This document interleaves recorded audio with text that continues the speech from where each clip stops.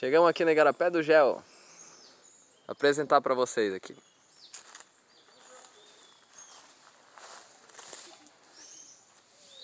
Aqui os freezers para deixar a cervejinha.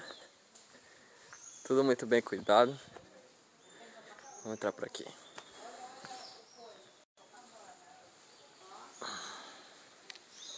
Olha só o cuidado que o cara teve.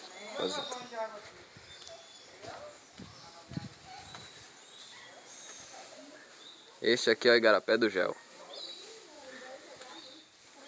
Santa Isabel. E essa água aqui desse tubo vem da onde? Daqui, ó. Ah, é? É. Não, tem um ali e tem outro bem aqui, né? É o diabo ali de baixo aí. Outro olho d'água aqui? É.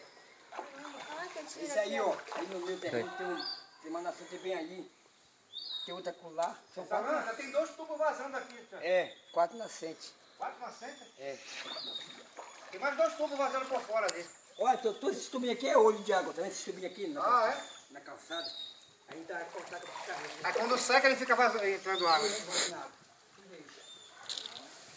É, já foram para areia, tava com frio, foram para areia, agora foram como é? Se empanar, né?